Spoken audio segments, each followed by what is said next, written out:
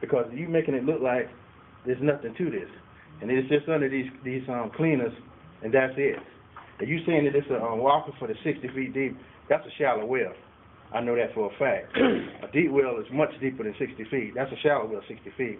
But explain to these people in this community, explain to me, what is this chemical and what can it do? It's called PCE, is that right? It's called PCE. Huh? PCE. PCE? The technical name for it is tetrachloroethane. You got that in here somewhere, haven't you? Yes.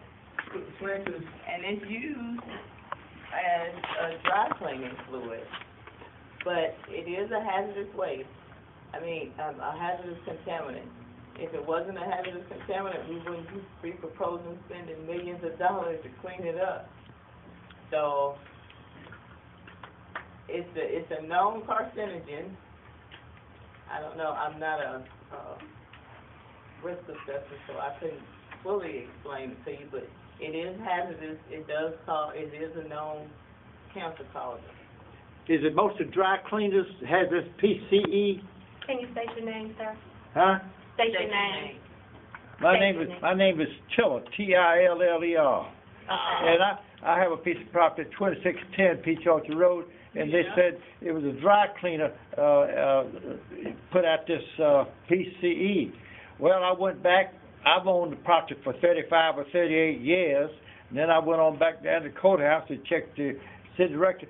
Never has been a dry cleaner. I had a pickup station out there, and I talked to the people. One lady was 90 years old. She's still living. She said we never had a place out there, but they still get out there digging every now and then and so forth. And when y'all gonna finish?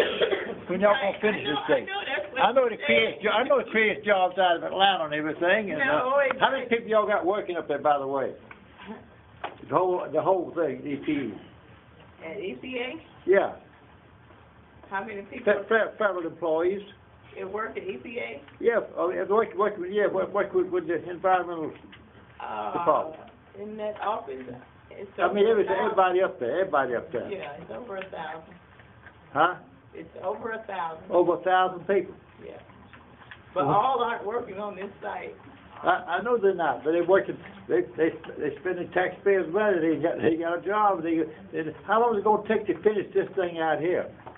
Well, like I said, we have done the remedial design, and now we're saying we're going to get the first injection starting next spring, and the injection should last about 3 years.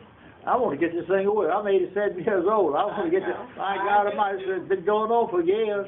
I do too, Mr. Tiller. I got you probably don't you? Yeah. I didn't recognize you at first, but yes, I recognize you too. Yeah. Can I say one more thing? Yeah, go ahead. 1,000 people. Now, I've been researching this chemical, and I've been talking to you back and forth for some while. This thing is a carcinogen, like you said. It can cause cancer. It's a developmental toxin, a gastrointestinal or liver toxin. It can cause you to have liver cancer or liver problems like kidney failure. It's a kidney toxin, a neurotoxin. It's a reproduction toxin, a respiratory toxin, a skin or sense organ toxin. This chemical, what they're talking about, it can penetrate concrete and metal. And this gentleman, he looks like he's doing this thing. He should be fully clothed in a suit. This stuff can come up through the air. It can come up through your house. It can be if you got a pipe and it's laid in that contaminated soil, it can pass through that pipe. Well, no, we have no evidence of that. It has seeped through concrete because concrete is porous, but we have no evidence that it goes through metal. In my community, Williston, we had a dry cleaner, and they had their TCE in a metal container. It came out of that metal container, went through the concrete, and went miles down the road. Miles. Well, I can't speak to that. It's the same. I don't know about these are the same. What I'm saying, this is the same chemical that did this, and I know for a fact this chemical can penetrate through metal and concrete. You making it look like this is a simple thing, or it's just under these businesses. This thing could be anywhere in this community. If it was in the well and y'all found it in the well, it could be in anybody's drinking water. It could have been, this thing been going on for years, like this gentleman said. This thing's been going on for years. No, it can't be in anybody's It could be in there, drinking could water it? because It could be in there. It could be in there. we have what we call, national drinking water standards. And if you get city water, then they have to pass certain criteria. And they can't sell you water that's contaminated. That PCE could have washed down that hill and settled out in the basin because it's more dense than water. So it'll go to the bottom. If it pools at the bottom, it'll settle out.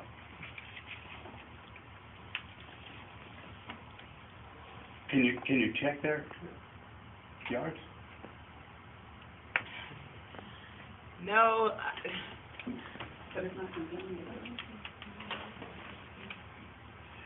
Can we get EPD in to check their yards? well, sure, you can call EPD, Georgia EPD, and see if there's another site that is affecting their gardens and everything.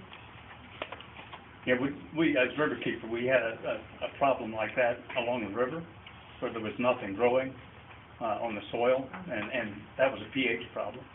But perfluoroethylene, if it's concentrated enough, could cause the same kind of problem.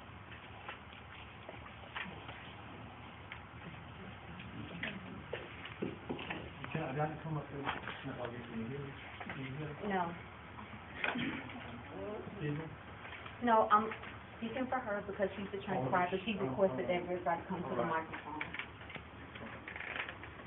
From my past experience with EPA, which I do have some experience with EPA, it seems like, which the same thing as this meeting, what's happening in Williston, and our communities that we have a problem. You don't come and get the public involved, really involved. We're really not involved. You can't have a meeting in 2007, then have a meeting in 2012, expecting people to know what's going on. And for what I've seen, you're really more concerned about the businesses and not about the lives and welfare of these people in this community and these children at this school here. We need an EPA, a Region 4, that's more so concerned about the environment and the people that live in this area that y'all cover, the Region 4. Anibalshow.com. Anibalshow.com.